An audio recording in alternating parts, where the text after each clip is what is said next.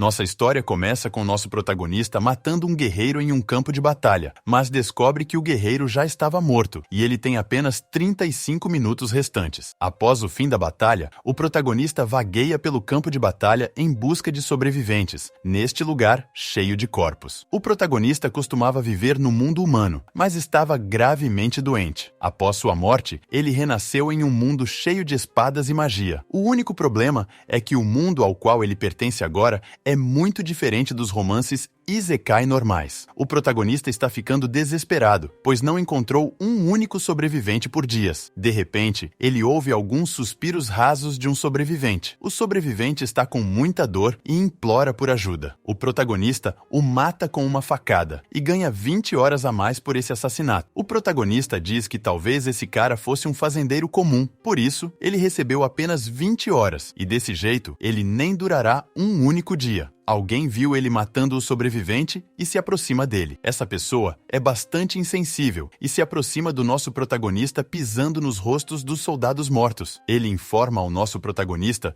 que encontrar sobreviventes é bastante divertido e a parte mais divertida vem depois, quando o sobrevivente implora por ajuda e eles o matam brutalmente. Nosso protagonista não tem ideia de quem é essa pessoa louca. Esse novo indivíduo se apresenta como colhedor de almas Stefan. Ele conta ainda mais ao nosso protagonista que acabou de matar seu brinquedo. Ele se prepara para matar nosso protagonista por matar seu brinquedo. Stefan ataca o protagonista com sua grande espada de 2 mãos, mas o protagonista consegue bloquear a tempo. A força por trás do ataque é bastante forte, então ele é empurrado para trás um pouco. Sem dar tempo para o nosso protagonista se recuperar, colhedor de almas Stefan o ataca novamente. Stefan diz que em breve vai desfigurar seu rosto bonito e torturá-lo até que ele implore para ser morto. No entanto, antes que ele possa continuar sua frase, alguém por trás o corta em 2 pedaços. Nosso protagonista fica bastante chocado ao ver essa reviravolta dos acontecimentos. A pessoa que matou Stefan diz que ele era um maluco, mas felizmente se livraram dele. Acontece que Stefan era um homem procurado, por isso esses mercenários o mataram para receber a recompensa por ele. O líder dos mercenários pergunta ao nosso protagonista se ele está bem e diz que ele teve sorte de eles terem chegado a tempo. Nosso protagonista pega sua arma e os mercenários ficam alertas. Sem perder tempo, ele perfura o coração de colhedor de almas Stefan com sua espada. Ele continua esfaqueando-o e os mercenários pensam que talvez ele esteja passando por um trauma. A ação do nosso protagonista não foi apenas vingança sem sentido, e mais de 100 horas são adicionadas ao tempo restante dele. Acontece que Stefan ainda estava vivo, por isso ele ganhou mais tempo após matá-lo. Nosso protagonista não é um maníaco sedento de sangue como Stefan. Ele só mata pessoas por causa do cronômetro que recebeu depois de reencarnar neste mundo, e quando esse cronômetro chega a 0, ele morrerá. Ele só pode aumentar seu tempo matando uma pessoa viva. Mesmo depois de tanto tempo, matar pessoas faz suas mãos tremerem e seu coração bater forte, e ele não tem certeza se pode continuar vivendo assim. O líder dos mercenários sente pena do nosso protagonista e o convida a se juntar ao grupo de mercenários. Um dos subordinados dele diz que ele é apenas um garoto, mas o capitão dos mercenários o repreende, dizendo que esse garoto bloqueou a espada de Stefan, o que é uma grande façanha. Nosso protagonista pergunta se pode matar pessoas sem remorso depois de se juntar ao grupo de mercenários. O líder dos mercenários diz que ninguém pode se acostumar a matar outro. Matar outros não é normal, exceto para alguns pervertidos como Stefan, mas ele pode tornar sua vida mais fácil depois de ganhar muito dinheiro. Além disso, ele continuará ficando mais forte se juntar a ele, pois eles são constantemente convocados para lidar com a ameaça. Nosso protagonista se levanta e diz que está pronto para se juntar a ele. Os mercenários perguntam sobre seu nome e nosso protagonista se apresenta como Louis, o colhedor de alma. Depois de 2 anos, uma pessoa misteriosa pergunta ao dono de uma estalagem sobre o colhedor de almas. O dono da estalagem diz que se lembra bem dele e não consegue esquecê-lo, mesmo que queira. Cerca de 1 mês atrás, ele o encontrou na batalha territorial. Naquela época, o dono da estalagem era um soldado sob o Visconde Urso. Ele diz ainda que o colhedor de almas era um cavaleiro e ouviu dizer que o poder usado pelos cavaleiros é diferente da magia. Esses cavaleiros são conhecidos como humanos escolhidos, pois podem usar o éter. A mera presença de um cavaleiro na linha de frente é um grande temor para o soldado. Os soldados comuns nem sequer poderiam pensar em imitar os movimentos de um humano que usa éter. Ele descreve como o colhedor de almas usou éter contra os soldados e os servos pobres foram cortados facilmente. Mas os servos ainda não fugiram, pois sabiam que também tem um trunfo contra o cavaleiro. Eles tinham o melhor grupo de cavaleiros do Visconde Urso, composto por Lord Jackson e 8 cavaleiros conhecidos como Cavaleiros da Névoa Pálida. A única pessoa que pode matar um cavaleiro é um cavaleiro mais forte. Um cavaleiro chamado Nel enfrentou o colhedor de almas sozinho e todos sabiam sobre as grandes realizações desse cavaleiro. Agora, eles tinham certeza de que o famigerado colhedor de almas morreria pelas mãos de um cavaleiro nesta batalha. No entanto, seus pensamentos mudaram quando viram Nel sendo cortado ao meio pelo colhedor de almas.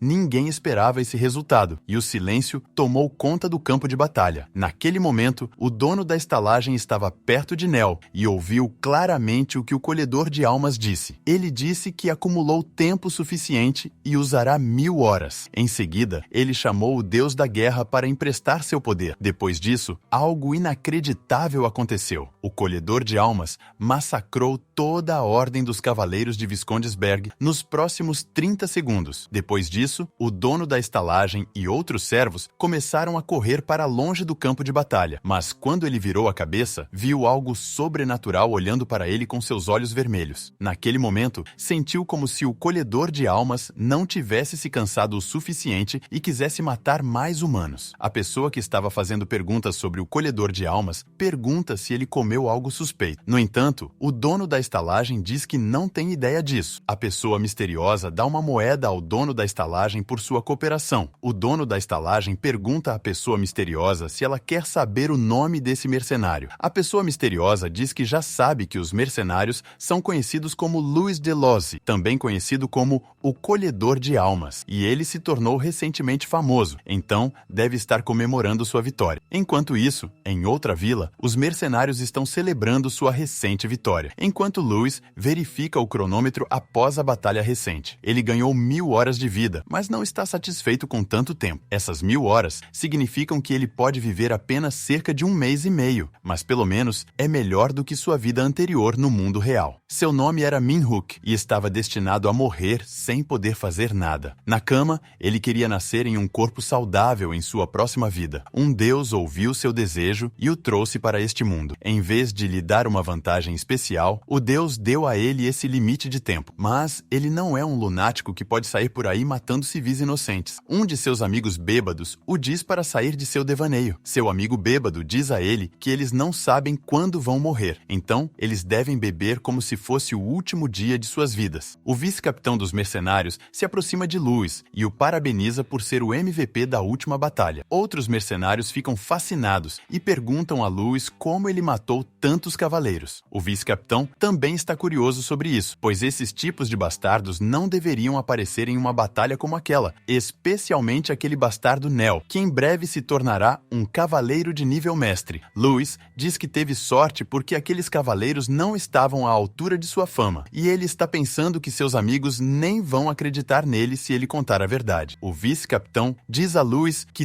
todos os presentes ali não são estúpidos. 4 de seus irmãos mercenários foram mortos por aquele bastardo Nel, e não foi alguém que possa ser morto apenas com sorte. O vice-capitão pergunta a ele sobre o que ele está escondendo de seus aliados. Louis reúne seus pensamentos por um segundo e quebra o silêncio, dizendo que estava apenas brincando e agora vai contar a verdade. Ele faz uma pose séria e informa a seus amigos que arriscou toda a sua vida naquela batalha. Os mercenários ficam um pouco chocados ao ouvir isso e começam a jogar coisas nele, dizendo que todo soldado arrisca sua vida no campo de batalha. Chega a vez do capitão dos mercenários no final, e ele pede a Louis para segui-lo, pois precisa discutir algo com ele. Louis começa a sair e o vice-capitão pede a ele para voltar rapidamente, pois ele precisa contar o segredo a eles. Dito isso, Louis segue o capitão Turn, também conhecido como o lenhador, para seu escritório. O vice-capitão diz ao outro mercenário para reunir todos os cavaleiros do pelotão dos cavaleiros. O mercenário pergunta por que ele quer convocá-los, e o vice-capitão diz que ele também está incomodado com essa ordem, mas há algum tipo de trabalho estranho que eles precisam fazer agora. Enquanto isso, Lewis entra na sala do Capitão Turn. O Capitão Turn está bastante feliz e parabeniza Lewis por ser o MVP da última batalha. Lewis se senta e o Capitão Turn diz que eles acabaram de voltar depois da batalha, mas um pedido de trabalho acabou de chegar. Lewis diz que está bem com isso, pois nunca recusou uma oferta de emprego. O Capitão Turn lhe serve uma bebida e diz que eles devem comemorar primeiro e depois passar para os detalhes desse trabalho. Dito isso, ambos os mercenários começam a aproveitar o vinho. Turn diz que o Visconde desistiu da batalha. Depois que Lewis posicionou seus cavaleiros, a batalha não está oficialmente encerrada. Normalmente, é certo encerrar a batalha assim que o Visconde paga pela compensação da batalha, mas há pouco tempo ele disse que queria encontrar nosso empregador. Lewis diz que parece que o urso quer mais uma rodada antes de desistir, enquanto Turn diz que não tem certeza se o urso não quer pagar aos mercenários que ele contratou. É por isso que ele está fazendo isso, para que os mercenários do lado dele possam morrer na próxima batalha. O Capitão Turn diz que sabe que é uma jogada desleal, mas é o que os nobres fazem. E para aquela missão secreta, Turn quer Lewis. Lewis discorda, dizendo que se for apenas orientação e escolta, outra pessoa pode fazer esse trabalho. Capitão Turn diz que o urso tem muito orgulho, mas a fama de Lewis supera muito o orgulho dele. Capitão Turn entrega um pergaminho a Lewis, dizendo que tem o endereço do local de contato. Capitão Turn diz que essa missão é fácil para alguém como Lewis, mas ele vai compensá-lo adequadamente desta vez. Depois que a missão terminar, Lewis deixa a sala, dizendo que estará concluído em poucos minutos e que Turing deve ter sua recompensa pronta. Capitão Turn deseja boa sorte e pede para ele ter cuidado. Depois de algum tempo, Lewis sai da taverna e está pensando que está lutando no campo de batalha para viver outro dia, mas esses bastardos nobres colocam pessoas no campo de batalha apenas para economizar um pouco mais de dinheiro. Já se passaram mais de 10 anos desde que ele veio para este mundo, mas ele ainda não está acostumado a menosprezar vidas humanas. Lewis vê uma figura misteriosa na selva e pergunta se ele é o Visconde, mas fica confuso depois de ver alguém se aproximar por trás. Algumas figuras encapuzadas se aproximam de Lewis por todas as direções e ele sente más vibrações dele. Pelas roupas deles, parecem os cavaleiros do Visconde. Lewis pergunta se eles estão aqui para vingar seus camaradas caídos enquanto saca sua espada. Ele diz que é bom que sejam cavaleiros, pois os cavaleiros lhe dão mais tempo do que pessoas comuns. Lewis tenta envolver sua espada com éter, mas para seu choque, ele começa a tossir sangue. Ele não tem ideia do que está acontecendo com seu corpo. Nunca aconteceu antes, e começa a especular que talvez houvesse veneno nas bebidas que ele teve na taverna. Os cavaleiros se preparam para se livrar de Lewis, mas ele está pensando que se realmente havia veneno nas bebidas, então ele não é o único em perigo. Antes que ele possa reagir às espadas de seus inimigos, ele é perfurado por elas. Lewis ainda está pensando que deve se apressar e voltar para avisar seus amigos mercenários. Um deles diz que mesmo que Lewis seja o grande ceifador de almas, ele ainda não é imune ao veneno que neutraliza o éter. Mas quando Lewis olha bem, esse cavaleiro acaba sendo o vice-capitão. Seu outro amigo mercenário também está presente e diz a Lewis para não culpá-los, pois não estão fazendo isso porque querem. Lewis pergunta se o Visconde os pagou para matá-lo e acrescenta que envenenar suas bebidas foi bastante baixo, e eles morrerão assim que o Capitão Turn souber disso. Mas, para sua surpresa, seu amigo mercenário informa que quem planejou e ordenou tudo isso foi o próprio Capitão Turn. As antigas lembranças começam a passar pelos olhos de Lewis enquanto ele tenta entender por que Turn faria isso com ele. Reunindo seus pensamentos, Lewis diz que ele foi o único idiota que os considerou como irmãos. Sem perder tempo, o vice-capitão se prepara para acabar com Lewis de uma vez, mas Lewis agarra sua espada com a mão nua. Lewis passa 1000 horas de sua vida para comprar a bênção de Raul. Após a compra, a mão de Lewis começa a transbordar com éter. O vice-capitão está confuso sobre como Lewis está usando o éter, mesmo depois de beber o veneno neutralizador de éter. Lewis obteve 4 bênçãos de Home. A primeira diminui a dor, a segunda lhe dá força 10 vezes maior e resistência muscular 5 vezes maior. A terceira cura ferimentos à força, mas não cura completamente uma pessoa. A quarta é chamada de Bênção do Deus da Guerra e transforma todo o éter no sagrado poder do Deus da Guerra. Lewis lembra que no lobby, o vice-capitão perguntou a ele como ele derrotou os cavaleiros do Visconde. Naquela época, ele disse a eles a verdade, mas eles acharam que ele estava brincando com ele. Louis quebra a espada do vice-capitão enquanto lhe diz que contou a eles a verdade, que arriscou sua vida. Os olhos de Louis começam a brilhar de vermelho e uma notificação de aviso aparece, informando que restam apenas 15 segundos de sua vida. O vice-capitão se recompõe e grita com seus subordinados para acabarem com Louis, já que ele nem sequer tem uma arma. Louis, ironicamente, diz a eles para não se preocuparem com sua arma. Em questão de segundos, Louis se teletransporta para o campo do Deus da Guerra, onde muitas espadas enormes estão fincadas no chão. Uma notificação aparece, informando que ele pode usar armas divinas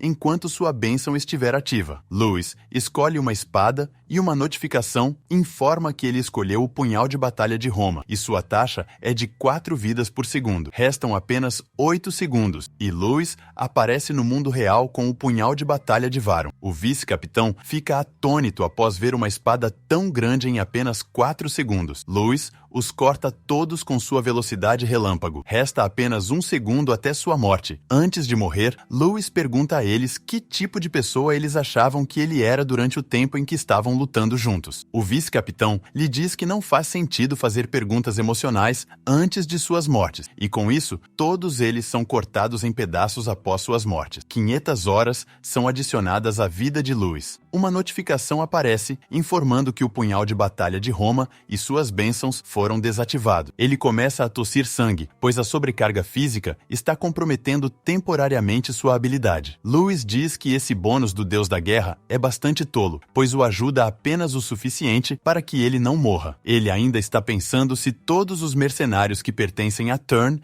o traíram ou não. Ele pensa que eles foram camaradas por tanto tempo que deve haver pelo menos uma pessoa que estará ao seu lado. Mas algo incomum acontece quando ele volta. Acontece que toda a taverna onde estavam hospedados está pegando fogo. Um sobrevivente sai dos escombros e pergunta a Louis o que ele está fazendo ali. Ele pede a Louis para fugir, pois o Capitão Turn os traiu. Ele diz que Turn fez um acordo com o Visconde Bear, mas é cortado ao meio antes de terminar a frase. Capitão Turn sai dos destroços e elogia Louis por derrotar seus subordinados e voltar mesmo depois de beber o veneno neutralizador de éter. Ele sugere que o vice-capitão era tão fraco que Louis provavelmente o matou sem usar éter. Louis grita perguntando por que ele matou seus aliados e se o objetivo dele não era apenas matar Louis. Capitão Turn diz que Louis deve estar brincando, pois hoje ele nem sequer matou um único de seus aliados. Ele continua dizendo que simplesmente eliminou obstáculos para seu objetivo. Louis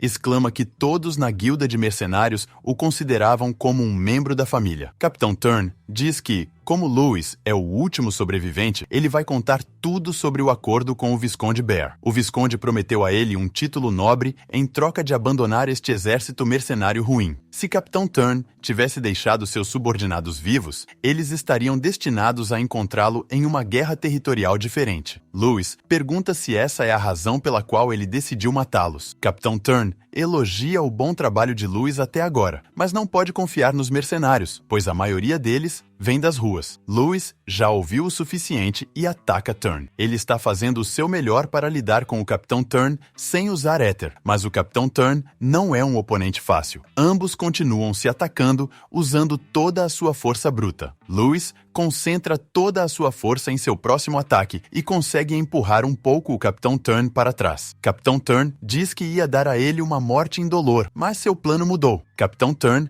empunha seu machado com éter e informa a Louis que ele é um dos heróis que ganharam renome na Guerra Sagrada há 50 anos. Em termos de experiência e habilidades, ele está em um nível completamente diferente em comparação com Louis. Ele diz a Louis para assistir com atenção, pois essa é a habilidade final que lhe rendeu o apelido de lenhador, e é algo que pode eliminar tudo num raio de 20 metros, como se fossem árvores. Mas antes que ele possa gritar o nome de sua habilidade, Louis o corta em 2 partes usando sua espada coberta de éter.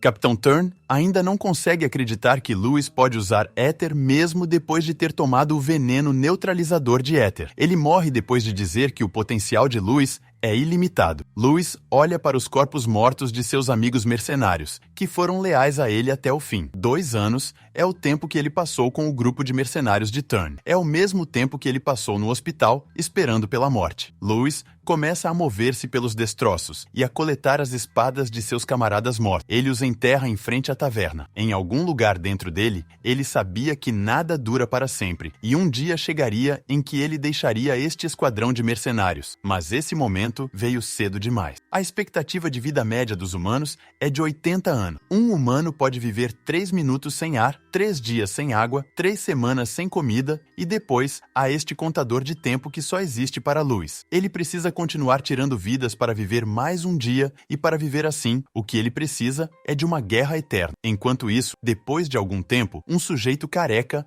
informa a Lewis que o que ele precisa para viver não é guerra, mas dinheiro. Ele informa a Lewis. É o que ele precisa para viver. Ele informa ainda que ele tem uma dívida total de 8.600 moedas de ouro. Lewis grita, dizendo que nunca pediu dinheiro emprestado em sua vida, mas o sujeito careca o informa que ele emprestou algo recentemente. O prédio que sua equipe de mercenários alugou foi incendiado ontem à noite. Lewis pergunta por que ele precisa pagar de volta, e o careca diz para ele olhar o papel. Acontece que aqueles que se juntaram à equipe de mercenários assinaram um compromisso de responsabilidade conjunta e garantia, o que significa que ele é o responsável por pagar os danos. Lewis grita, pois nunca assina algo assim, mas o careca diz para ele olhar atentamente para o papel. Lewis fica chocado ao ver sua assinatura presente no papel. No passado, quando Lewis estava bêbado, o Capitão Turn pediu que ele assinasse algo. Lewis assinou imediatamente, pensando que era apenas uma inscrição para entrar no grupo de mercenários deles. Lewis diz que naquela época não sabia sobre esse contrato, e o careca diz que ele deve ser cuidadoso antes de assinar algo. Lewis diz que isso é uma fraude e pergunta o que o careca pode fazer se ele não tiver dinheiro para pagar. Em questão de segundos, a sala inteira é tomada por sujeitos durões que colocam suas espadas no pescoço de Lewis. O careca informa a ele que, se ele não puder pagar, primeiro ele será despojado de seu status como mercenário, o que significa que ele não poderá receber o status de mercenário neste país ou em qualquer outro lugar. Em segundo lugar, uma recompensa pública será emitida em seu nome, de modo que mercenários de todo o mundo estarão atrás dele. Ele ainda lhe diz que os magos pagam uma grande quantia pelas partes do corpo de um cavaleiro que usa éter. O careca dá 1 minuto para Lewis tomar sua decisão. Lewis os informa que 1 minuto é mais do que suficiente para cuidar de todos eles, e os adverte a guardar suas espadas se não quiserem morrer em vão. O careca lhe diz que estava brincando, e apenas estava explicando o que poderia acontecer no pior cenário. Antes que Lewis possa puxar sua espada, o careca diz que eles podem chegar a um acordo mais apropriado para um mercenário. Lewis pode ganhar dinheiro praticando lealdade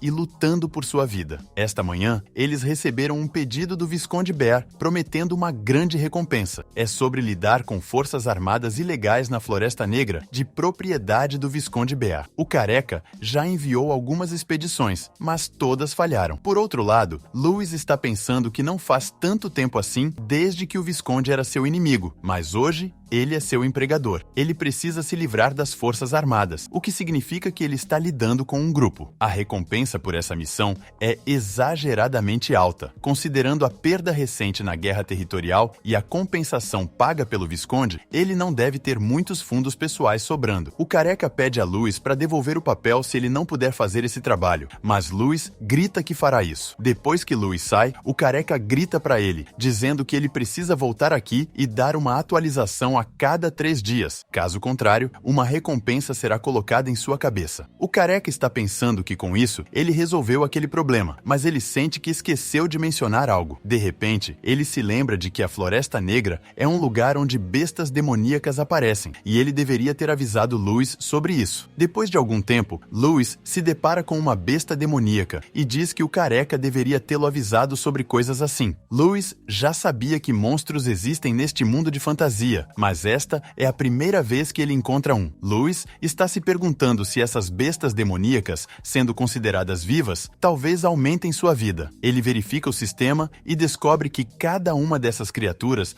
lhe dá 60 horas, o que é muito melhor do que matar humanos. Bom, comenta parte 2 aqui nos comentários e nos vemos nos próximos vídeos.